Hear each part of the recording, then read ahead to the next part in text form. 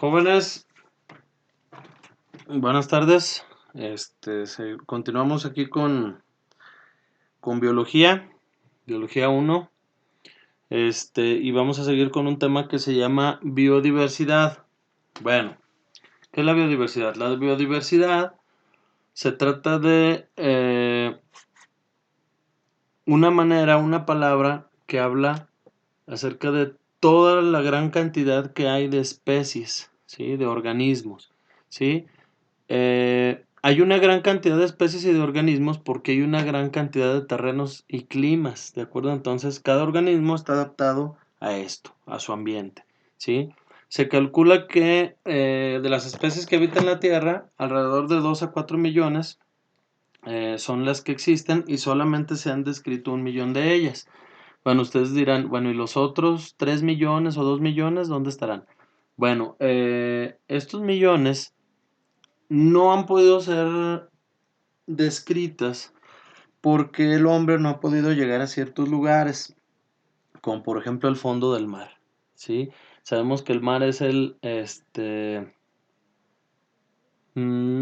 sitio, pudiéramos decir, más grande de nuestro planeta y no hemos podido llegar, ¿sí? Eso por un lado. Y por otro lado también ha habido, seguramente, en selvas, en bosques muy grandes y muy densos, especies a los que no hemos podido catalogar debido a que a lo mejor ya se perdieron esas especies por haber talado árboles, ¿sí?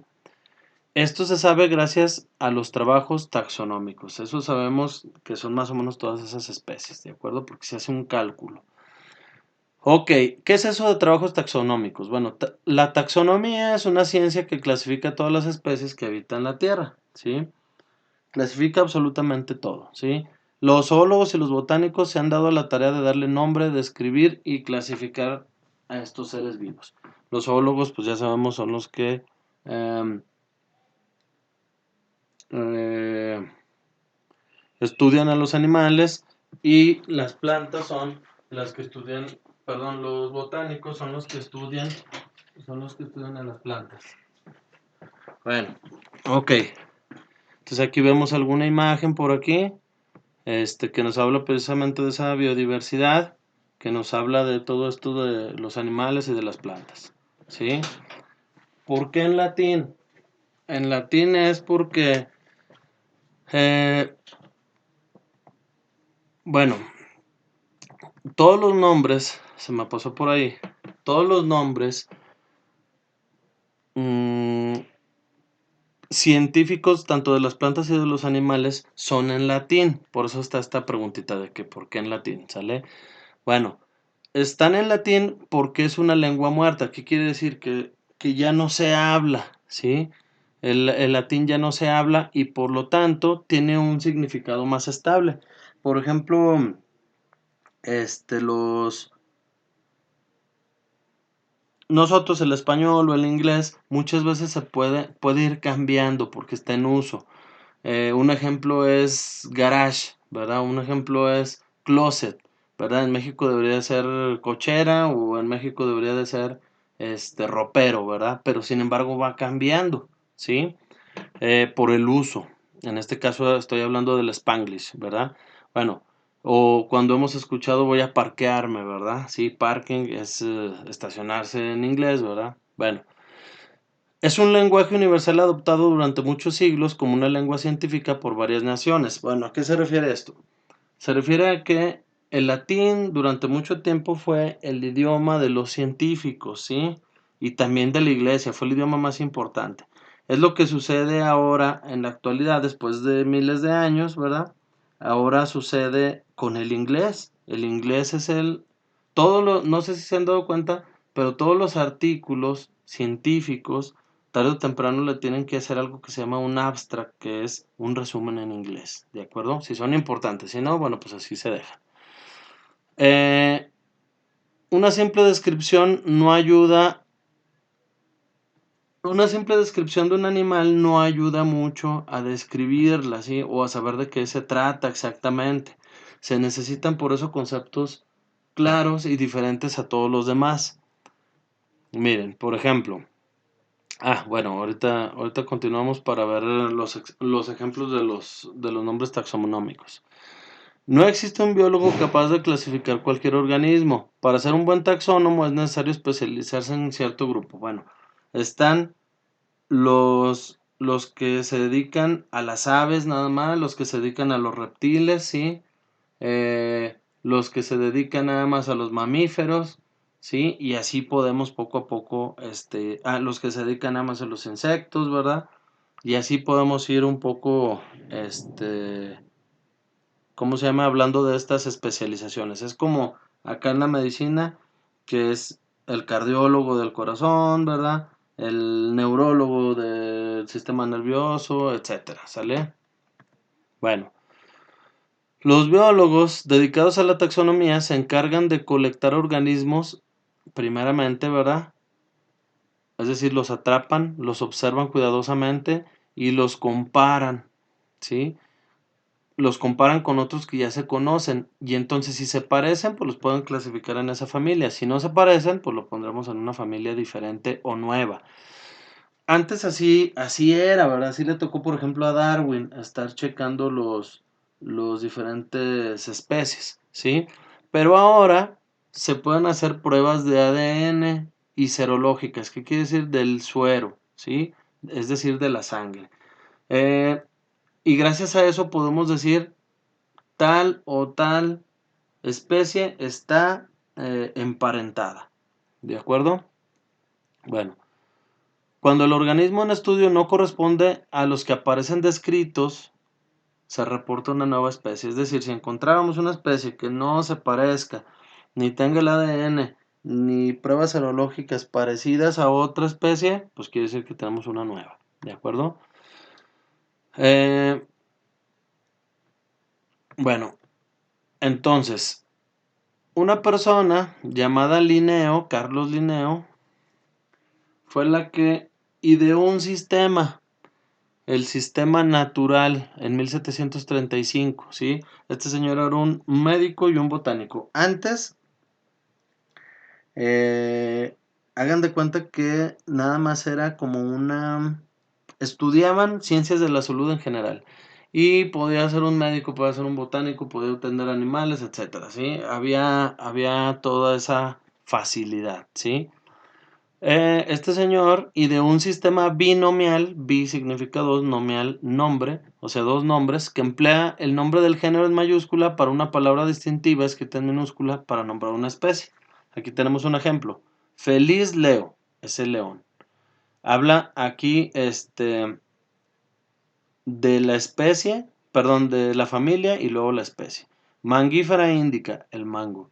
Homo sapiens, el hombre que piensa, ¿sí? Porque recuerden que hay más homos y hay más felis, ¿sí? Por ejemplo, eh, Felis silvestris, que es el gato salvaje, ¿sí? Ok. El perro, Canis lupus familiaris, ¿sí? Va a haber muchos lupus que son de los lobos. Gato, Felis silvestris. Ahí lo tenemos. Catus. Ratón, Mus musculus. Delfín, Delfinus delphis. Gallina, Gallus gallus. Paloma, Columbia livia. Cabra, Capra ageagrus. Vaca, Bos taurus. Oveja, Ovis aries. Y así podemos ir checando diferentes tipos de especies, ¿verdad? Miren, por ejemplo, aquí atrás es Ceratis capitata, la mosca del Mediterráneo, ¿sí? O sea, tenemos varias y este es el sistema binomial. Bueno, el sistema natural, aquí tenemos a Carlos Linneo, y precisamente dice que género, clases, órdenes, especies, ¿verdad? ¿Sí? Nos habla que todo eso clasificó, ¿sí? Eh, Gracias a este trabajo que hizo Carlos Linneo, pues consolidó la taxonomía moderna. eh, y entonces ahorita tenemos esa clasificación, ¿verdad? Él la inventó hace pues aproximadamente 300 años, ¿sí? Eh, Cometió varios errores, Linneo, ¿verdad? Porque vamos a ver que todo esto de la biología es perfectible, poco a poco va cambiando, ¿sí? Este, tenía clasificados animales que eran parientes que no correspondían, pero eso pues lamentablemente como se parecían, pues eso aparentaba, y una vez que le hacen pruebas de ADN que existe eso, pues cambia, ¿verdad? ¿Sí? Es recordado y valorado por este sistema, ¿sí? ¿Y en qué consiste la clasificación que hizo? En la forma del cuerpo del animal, en el color, en las funciones, en la conducta, en el parentesco con otros organismos, en sustancias químicas que secretan, etcétera. No solo los animales, como ya vimos, que nombré la Mangifera indica, también plantas, ¿verdad? ¿Sí? Y estos son los niveles taxonómicos. Por ejemplo, reino, Animalia. Phylum, Chordata. Filo es, ¿cómo se llama? Es familia, pero de un orden más grande, que son los primates, ¿verdad? Con este caso. Clase, Mamalia, que es mamíferos. Orden, primates, ¿sí? Sí, que tienen ojos frontales y pulgar oponible. Familia, homínida, ¿sí? Con un cerebro desarrollado. Género, Homo, ¿sí? La posición bípeda, es decir, que ya caminaban sin ayuda de los brazos, ¿verdad? Especie, Homo sapiens, ¿sí? ¿De acuerdo? Ok. Y obligadamente, tenemos que hablar de este concepto que es la especie. ¿Qué es la especie? La especie es un grupo de organismos que tiene características morfológicas que se refiere a forma, fisiológicas que se refiere a función y comportamiento, ¿verdad? Así como bioquímicas comunes. Es decir, ¿qué es un individuo? Un individuo es gente que anatómicamente se parece o organismos que anatómicamente se parecen, funcionan igual, se comportan igual, tienen las mismas sustancias químicas que los conforman, pero aquí hay algo importante, que al ser fecundados son capaces de tener descendencia fértil. Es decir, si juntamos esos dos que se parecen, tienen un hijo que puede tener hijos. Esto es importante. ¿Por qué es importante? Porque pongo aquí el burro y el caballo y el tigre y el león. El burro es de una especie, el caballo es de otra especie, pero se parecen tanto genéticamente que pueden tener un hijo. Ustedes saben qué es la mula, pero esa mula no puede tener hijos. ¿Por qué? Porque no es una especie como tal, es una subespecie y nace con una alteración genética que no le permite tener hijos, ¿sí? Lo mismo pasa con el tigre y el león, se llama tigrón, ¿de acuerdo? Pasa exactamente lo mismo porque están muy emparentados, ¿sí? También pasa con el camello y la llama. También tienen un hijo, ahorita no recuerdo cuál es el nombre. También están muy emparentados genéticamente, pero que pueden tener un hijo, ¿verdad? Pero no, ese hijo no es fértil. Ahora, eso obviamente termina hasta ahí con lo que viene siendo la especie. Bueno, entonces nos obliga a considerar que no solo hay dos reinos, porque prácticamente en este sistema binomial nada más vimos plantas y animales, sino que hay 5 ya descritos. ¿Cuáles son esos 5? Son los protistas, ¿sí?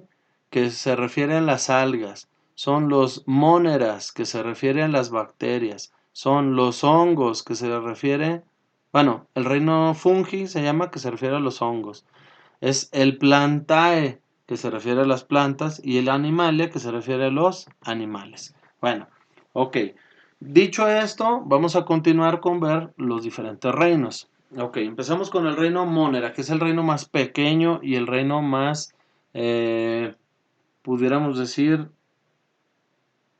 el reino más simple, ¿de acuerdo?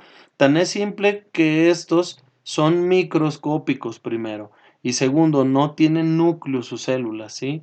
Y tercero, son descomponedores, es decir, lo que se queda ahí que ya nadie quiere, eso es lo que se comen las bacterias, ¿sí? Tan es así que los restos de comida, pues a veces pueden ser contaminados por bacterias si los dejamos mucho tiempo. Algunas son autótrofas porque pueden procesar el hierro y el azufre. ¿A qué se refiere? Casi todas comen, buscan buscan su alimento, como les decía yo, lo que puede estar echado a perder.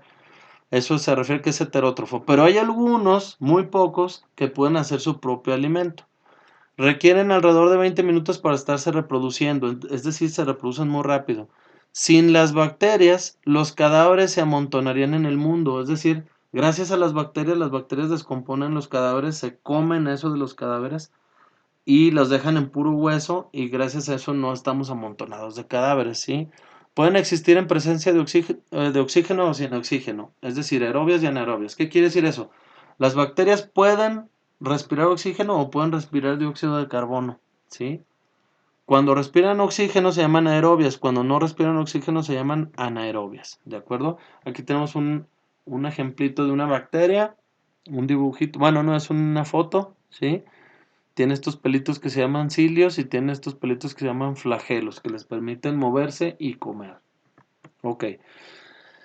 Dentro de ellos existen dos tipos que vamos a ver. Los primeros son las esquizofitas, que se llaman plantas que se dividen, ¿sí? Ese es el nombre científico de las bacterias, ¿sí?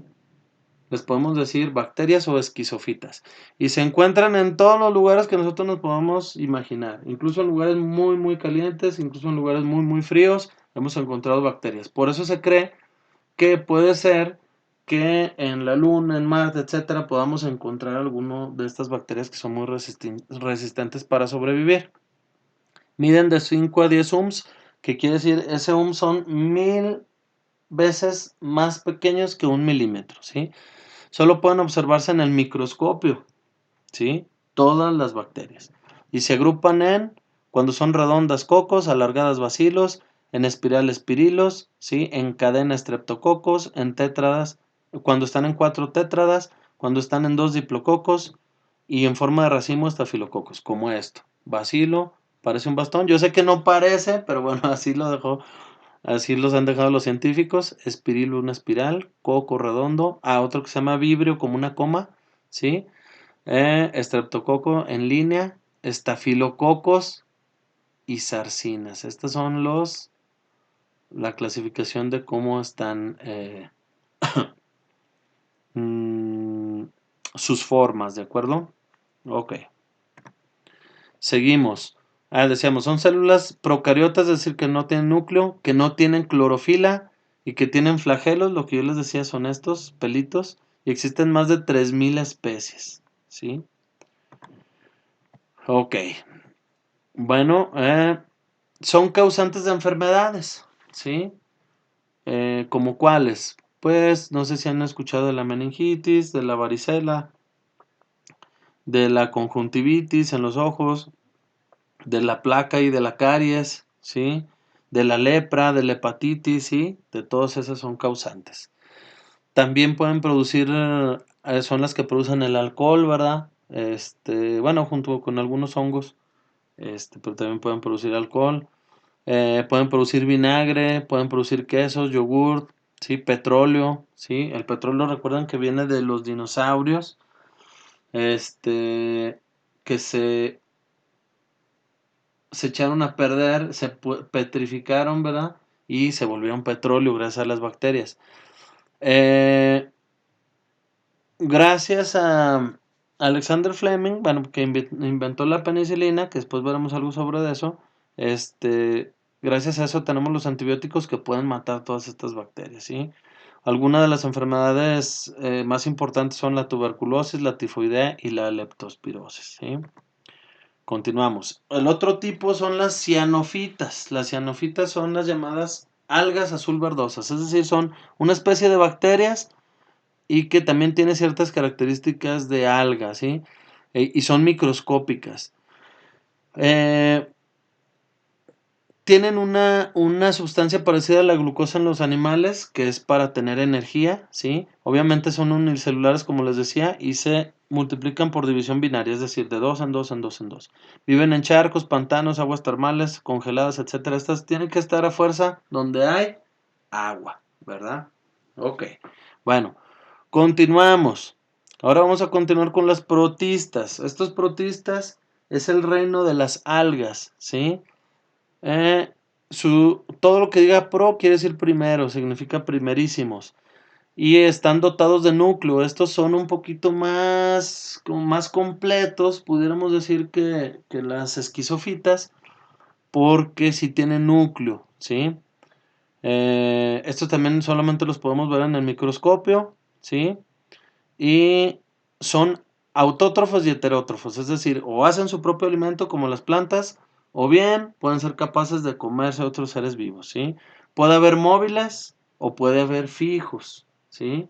O sea, fijos son, por ejemplo, ahí algún tipo de algas que nomás va flotando con el agua, o hay algunos, este, que sí tienen la facultad de moverse, ¿sí?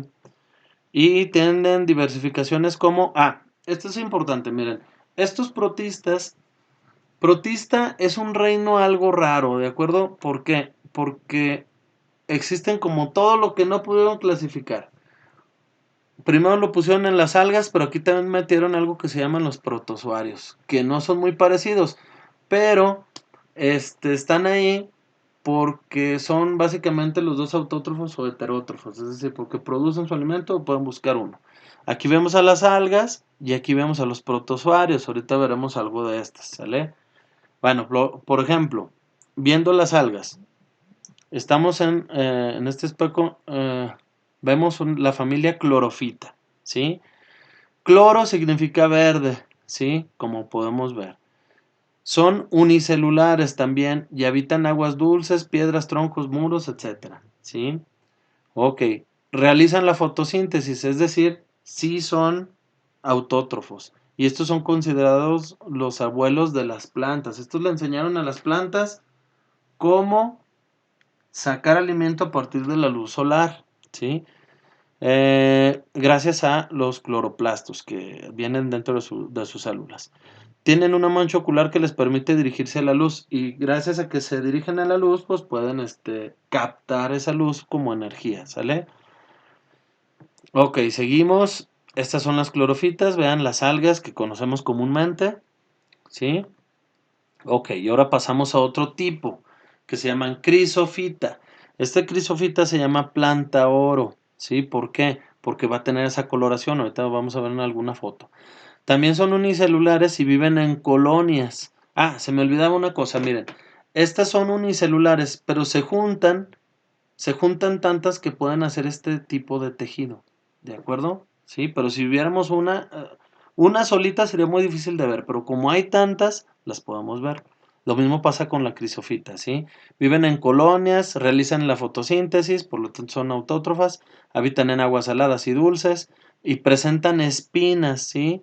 Este, son muy importantes estas crisofitas para la producción de oxígeno en el agua. Si ustedes saben, sí, cierto, las plantas nos producen el oxígeno, pero una gran cantidad de oxígeno viene de las algas, ¿sí? Después de las bacterias, son las más abundantes de la naturaleza, estas crisofitas. Aquí lo vemos, ¿se fijan? Obviamente no son de oro, pero eso quiere decir planta dorada, crisofita. Luego las feofitas son plantas pardas, o sea, también vamos a decir que también son algas, pero de un color rojizo o pardoso, ¿sale? Son pluricelulares, es decir, estas, si se fijan, cada una de estas ramitas es como una célula, ¿de acuerdo? Cada una de estas ramitas y viven juntas. Tienen estructuras parecidas a tallos y raíces, pero son filamentos, vean. Parecen tallos y raíces, pero no lo son, ¿sí? Y se utilizan mucho en la industria textil y cosmética para colorantes, ¿sale? Las rodofitas, estas tienen pigmento rojo y son marinas, ¿sí? Aquí lo vemos debajo del mar. Viven en las profundidades y se usan en pinturas y en perfumes, ¿de acuerdo? Ok. Bueno, hasta aquí terminamos con las algas. Hasta ahí terminamos con las algas. Ahora, pero seguimos en el reino protista, donde están los protozoarios, ¿verdad? Bueno, los protozoarios, hay varios. Uno se llama mastigóforos, que tienen un flagelo. ¿Qué quiere decir eso? Una colita, ¿sí? Una colita, eso se refiere con el flagelo, ¿sí? Eh, Son heterótrofos, es decir, estos ya, a diferencia de los otros, a diferencia de las algas que vimos, estos no son autótrofos, son casi siempre heterótrofos, aunque a veces lo pueden ser, ¿de acuerdo? Están en gran cantidad en el plancton, ¿verdad? En organismos que están en aguas dulces y marinas suspendidos pasivamente. O sea, ahí están nadando los mastigóforos, ¿verdad? Y esperando a ver qué comen. Se desplazan por medio de esos flagelos que les dije. Uno de ellos se llama giardia y produce disentería, es decir, cuando hacemos del baño sangre.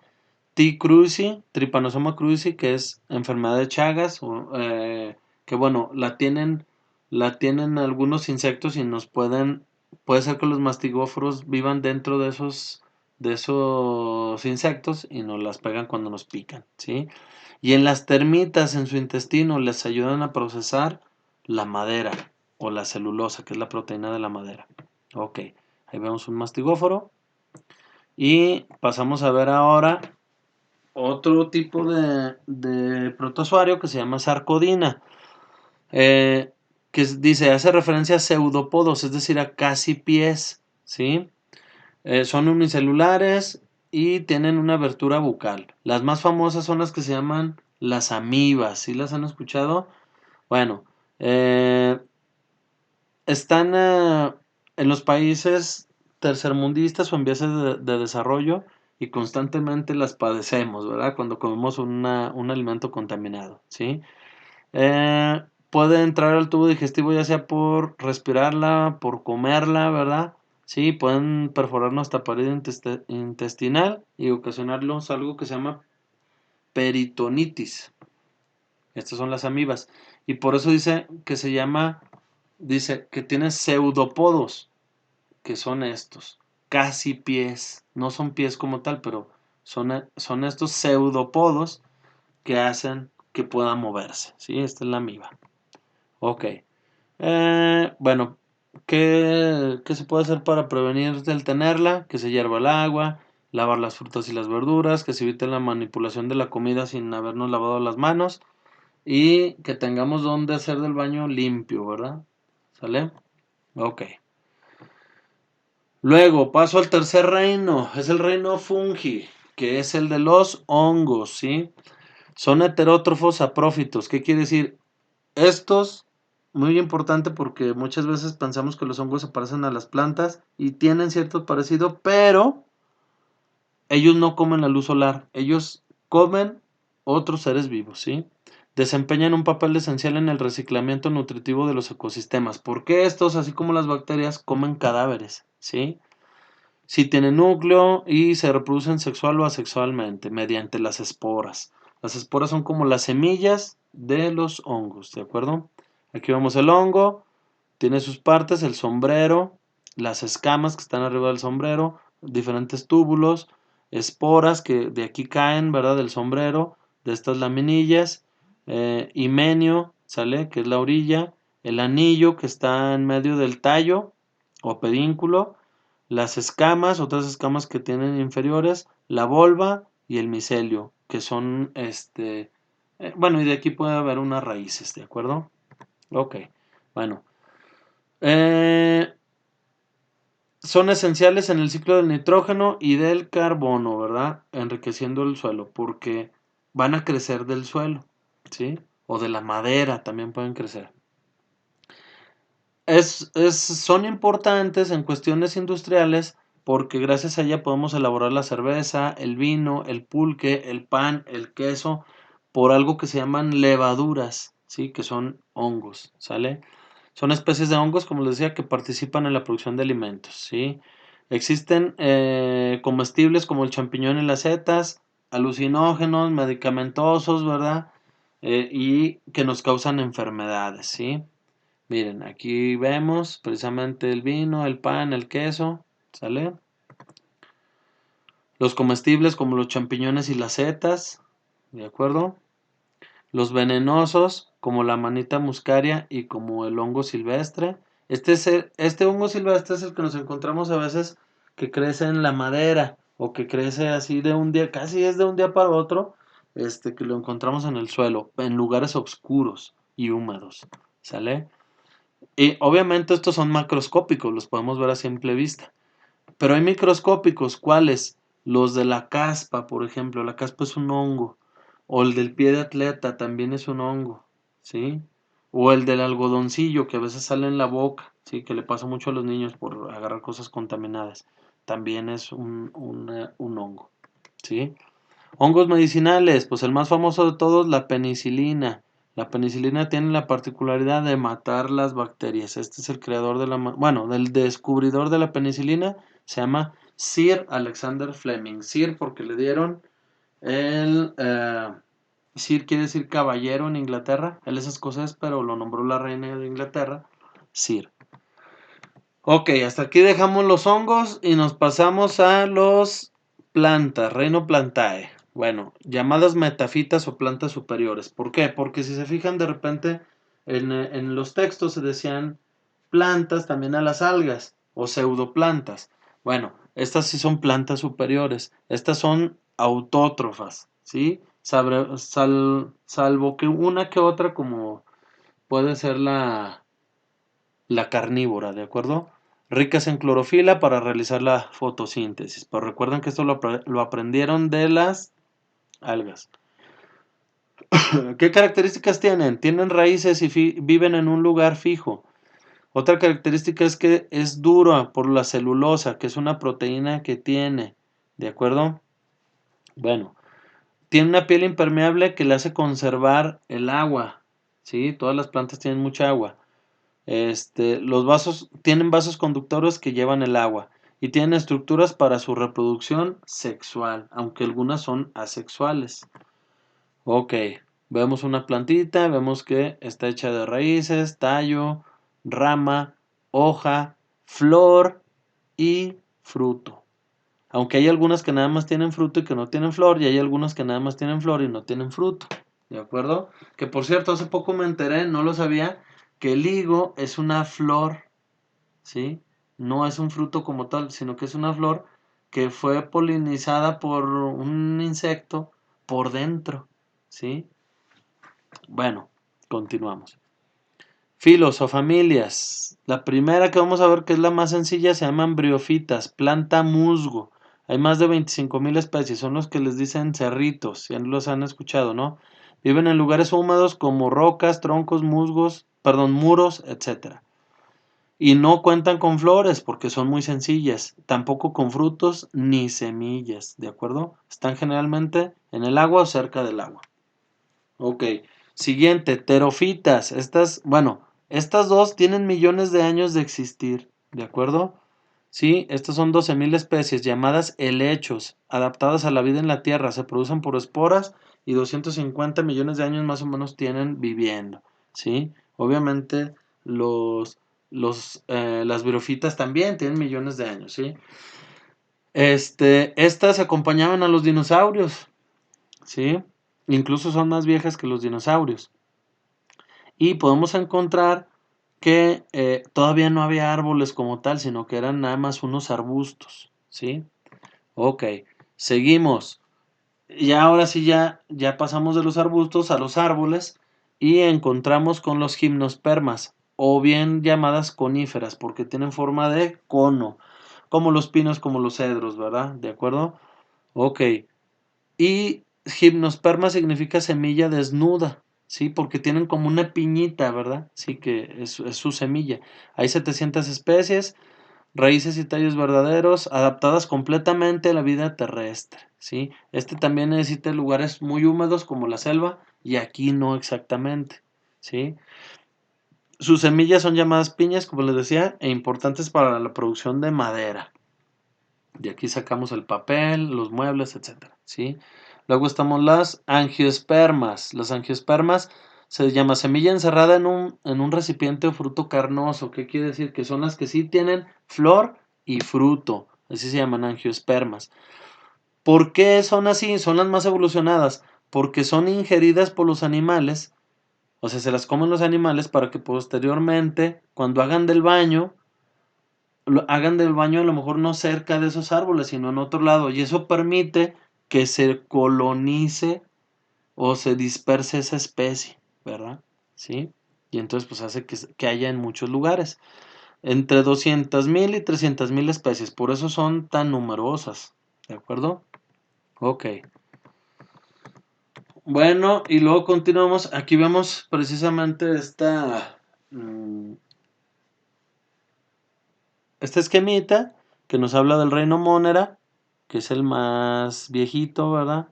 Y el más primitivo. Seguimos con el protista y luego el plantae, ¿verdad? Bueno, del protista, fíjense, cómo aquí están las algas, ¿verdad? Encaminadas a las plantas. Y aquí en medio, entre plantas y animales, los hongos que acompañan a los protozoarios, ¿verdad? Y entre los protozoarios se evolucionan los hongos y los animales, ¿de acuerdo? Ok. Obviamente el reino animal es el reino más importante porque a ese eh, nosotros pertenecemos y nosotros somos la especie más importante, ¿sí? Y se describe como organismos dotados de órganos que tienen un crecimiento limitado y son capaces de tener movilidad, ¿sí? Bueno, ¿qué es lo que hacen? Todos estos animales se tienen que mover para comer masas celulares, ¿sí? De cualquier tipo, ya sea de plantas o de animales. Y para eso requieren patas, alas o aletas, ¿sí? Para poderse mover. Cuentan con un esqueleto interno o externo y gracias a eso se clasifican. Por eso se clasifican por vertebrados o invertebrados. Vertebrados los que tienen huesos, invertebrados los que no tienen huesos. Obviamente los invertebrados son más primitivos y los vertebrados son más evolucionados, ¿sí? Por ejemplo, los poríferos son las esponjas marinas, como Bob Esponja. Esos son de los animales más primitivos que hay. Los plantelmitos son los gusanos aplanados, como la tenia, como la solitaria, que a veces podemos tener en el intestino. Los nemaltelmitos son los gusanos cilíndricos, los que encontramos a veces cuando levantamos una piedra, ¿sí? Todos estos son invertebrados y son animales primitivos. También los moluscos, como los caracoles, ¿de acuerdo? Ok. Vemos aquí eh, los gusanos. Vemos aquí una esponja. Vemos aquí Ay, se me olvidó. Ay, medusa no. Sí, una medusa. Sí. Vemos aquí una. Ay, se me olvidó ahorita cómo se llama este. Bueno, ahorita se me fue cómo se llama, pero también es del mar, ¿sí? Estos, estos también son invertebrados, pero vamos a ver que pertenece a los moluscos, por ejemplo, el pulpo. Pero vamos a ver que estos, son un poquito más superiores que estos que acabamos de hablar, pero también son invertebrados. De hecho, los vamos a ver aquí.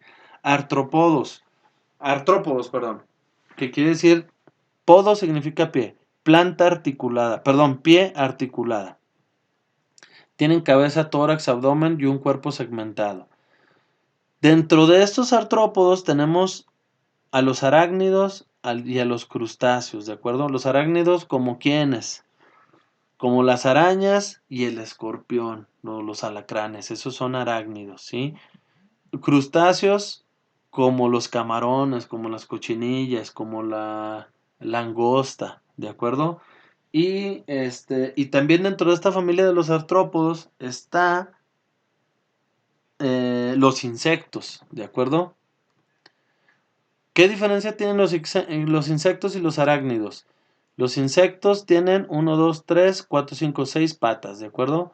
Los arácnidos tienen 1, 2, 3, 4, 5, 1, 2, 3, 4, 5, 6, 7, 8. Tienen 8 patas. 6 y 8, ¿de acuerdo? Pero tiene otra característica también. Tienen estas manitas. En este caso son las tenazas. Y aquí también las arañas tienen unos que se llaman pedipalpos. Y los insectos no, sino que tienen antenas. ¿De acuerdo? ¿Sí? Ok. Bueno, también están los quilópodos, ¿sí? Que son los 100 pies o los 1000 pies, ¿de acuerdo? Y también tenemos dentro de los artrópodos los camarones y los cangrejos, ¿verdad? Y les decía yo que las langostas. Dicen que, y no están tan alejados de la realidad, que las cucarachas y los camarones son familiares, y es verdad, ¿de acuerdo? Bueno, les decía yo, los insectos son parte de esa familia, ¿verdad? Y estos son los campeones de la diversificación, es decir, son los que más hay en especies, ¿sí? Y son los únicos invertebrados voladores y son los primeros que volaron también, ¿de acuerdo? Bueno, hasta aquí acabamos con ellos y empezamos con otro tipo de animales que se llaman cordados. ¿Qué quiere decir? A partir de estos, los cordados son los que tienen un sistema nervioso, es decir, un cerebro y una columna vertebral. Recuerden que por la columna vertebral pasan nervios que vienen desde el cerebro, ¿sí? Entonces aquí vemos un poquito de esa clasificación, que vemos a las esponjas, ¿verdad? Los gusanos, los moluscos, ¿sí? Los artrópodos, aquí vemos los artrópodos, arácnidos, insectos, crustáceos, quilópodos, ¿verdad? Y aquí vamos a ver ya los animales más grandes, ¿verdad? Sí, vamos aquí apenas con los cordados, ¿sí? Que ya tienen un cerebro y un sistema nervioso. Ok, la notocorda es sustituida por un esqueleto o columna vertebral. Cuenta con esqueleto cefálico o cráneo, donde se aloja el sistema nervioso central, lo que les dije, el cerebro y los nervios, que se van a repartir por el cuerpo. Y ya todos estos son vertebrados. Un ejemplo de ellos es los agnatos, los que no tienen mandíbula. Los cartilaginosos como el tiburón. El tiburón solamente tiene un hueso, que es el de la mandíbula, ¿sí? Todo lo demás es cartílago, por eso son tan velosos y pueden hacer tantas piruetas, ¿sale? Los peces óseos, como los que nos comemos, la carpa, el atún, etcétera, ¿sale? Tilapia, etcétera. Luego los anfibios, de aquí pasamos del mar a algunos que pueden estar en el agua y en la tierra. Los anfibios que pueden tener pulmones y pueden tener branquias. Pulmones para respirar aire, branquias para respirar el oxígeno del agua, ¿sí? Como cuáles son ranas y, bueno, cecilias, ranas y sapos, ¿de acuerdo? Luego, emparentados directamente con ellos los reptiles que colonizaron allá en la época de los dinosaurios, ¿verdad? Y de los reptiles, bueno, y como los cocodrilos, las lagartijas, etcétera, ¿sí? Y evolucionaron de los reptiles las aves, ¿sí? Sabemos esto porque se han encontrado dinosaurios, restos de dinosaurios fosilizados con plumas, ¿sale? Que estos son los otros organismos, ¿verdad? Que no son invertebrados que pueden volar, ¿sale? Que como característica tienen un pico córneo, que no tienen dientes, ¿verdad? Tienen un esqueleto ligero o huecos, sus huesos son huecos y tienen plumas, ¿de acuerdo? Ok, vemos los vertebrados. Fíjense, los menos evolucionados son los de sangre fría. Tenemos a los anfibios que son los más viejos. Y luego los reptiles que son los que le siguen. Y los de sangre caliente, los peces, ¿sí? Las aves y los mamíferos. Ahora, ¿qué creen? Hay diferentes tipos de mamíferos también, ¿sí? Tipos de mamíferos. ¿Qué son mamíferos? Los mamíferos tienen varias características. Una de las características que tienen son, primero, tienen pelo. Segundo, pueden manejar su temperatura. Tercero, tienen mamas que segregan un líquido para alimentar a sus crías, ¿sí? Y por eso se llaman mamíferos, ¿sí? Bueno, los primeros mamíferos se llaman prototerios. Recuerden que les dije que proto significa primero, como por ejemplo los ornitorrincos y un animal que se llama quidna. Esos solamente se encuentran en Australia, ¿sí? ¿Por qué son los primeros? Bueno, porque tienen todas las características de los mamíferos, excepto una. Tienen la habilidad de poner huevos como los reptiles y como las aves, ¿de acuerdo? Bueno, entonces pudiéramos decir que es un mamífero que está aquí en medio, ¿verdad? ¿Sí? Ok. Luego, marsupiales. Los marsupiales son los que tienen una bolsita donde guardan a sus crías, si recuerdan, ¿verdad? Como los canguros, como los koalas, ¿de acuerdo? Como el demonio de Tasmania, etcétera. Este, bueno, ¿cuál es la característica? Fíjense que los marsupiales obviamente también viven en Australia, evolucionaron de los prototerios. pero encontraron que era mejor no dejar los huevos. ¿Por qué? Todas las especies que tienen huevos, tienen que salir a alimentarse y dejan a los huevos desprotegidos. Y entonces esos huevos pueden ser comidos por otras especies. Bueno, los marsupiales evolucionaron y dijeron, ¿saben qué? No. Entonces, nosotros lo vamos a tener en una bolsa, ¿sí? Y vamos a llevarlo con nosotros a todos lados. Pero existe la posibilidad de que ese cangurito se salga de la bolsa y se caiga y fallece. Obviamente no, ya no va a tener cómo sobrevivir, ¿verdad? ¿Sí? Ok, bueno, pues hubo unos más evolucionados que se llaman euterios que solucionaron ese problema. Dijeron, no, pues entonces aquí lo siguiente que se va a evolucionar es que se traiga el embrión o el feto o el bebé, se tenga varios meses dentro de la madre y que lo que coma la madre se lo coma el bebé, ¿sí? Y por eso se les llama también placentarios, ¿sí? O sea, se desarrollan dentro de la madre hasta que nacen, ¿sí?